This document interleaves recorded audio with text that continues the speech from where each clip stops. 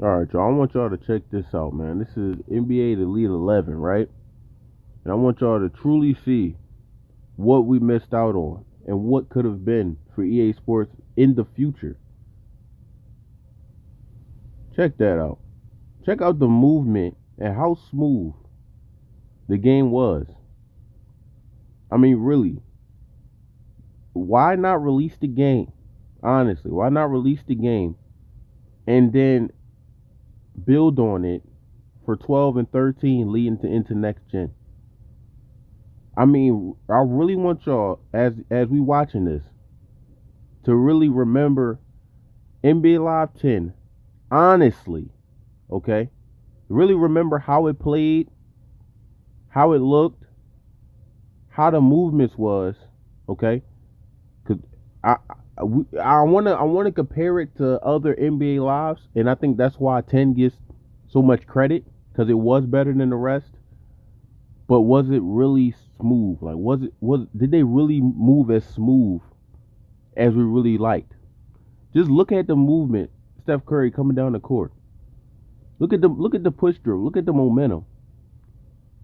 Look at the ramp behind between the legs. Look at that. Look at it. That right there. Just that I just showed was 10 times better than NBA Live 10 already. Just that little bit, and we missed out on it. Like, really think about that. And we're not talking this gen, because then it would have been okay, fine. But that movement right there is even good for NBA Live this gen. And we talking about 2010. Because remember, this is NBA Elite 11, but it comes out, the number on the game is always a year ahead. So it's 2010 that this game was made, right? 2010, okay? And next gen didn't start. Look at the movement with Durant coming down the court. I mean, honestly,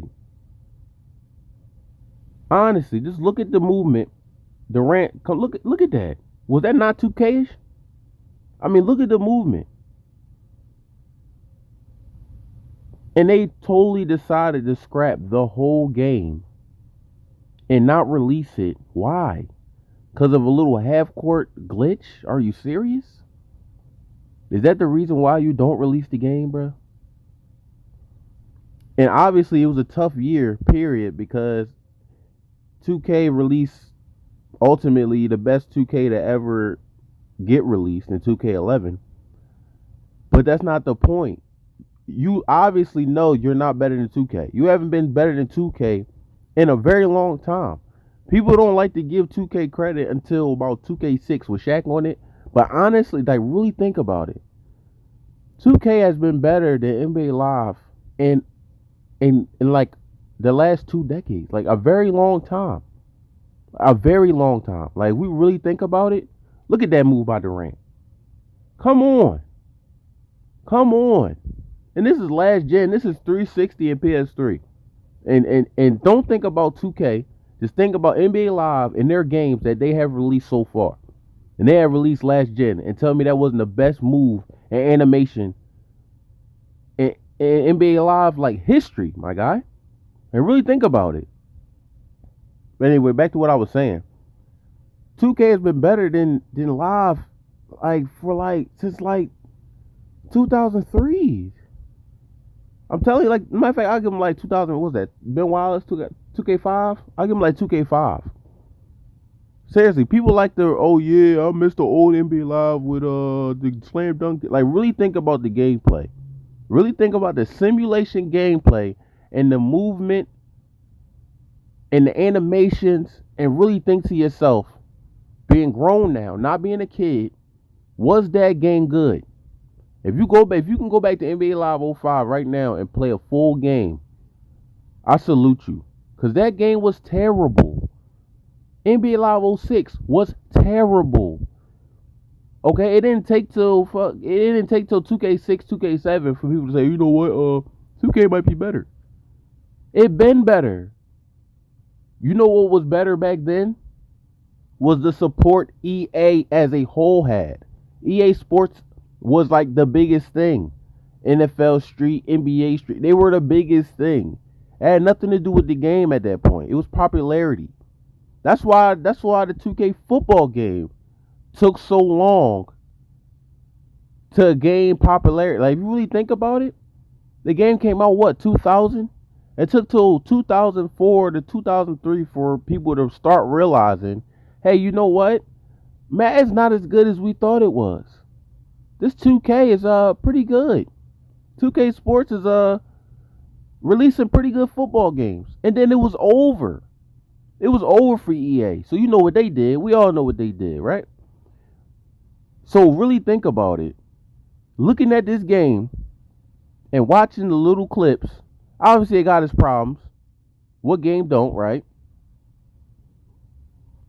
But think about how many years after this game, if it was released, they would have had to build on it and have a running start into the next gen. Like, really think about it. They released this game for 2011. They had 2012 and 2013 to come out with NBA Elite 12, NBA Elite 13, and then lead into next gen with the stuff they've learned, with the criticism that they have got throughout the next 3 years, right?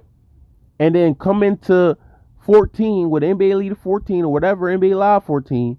And I'm telling you, it would have been 10 times better than NBA Live 14 was when they came out. I bet it.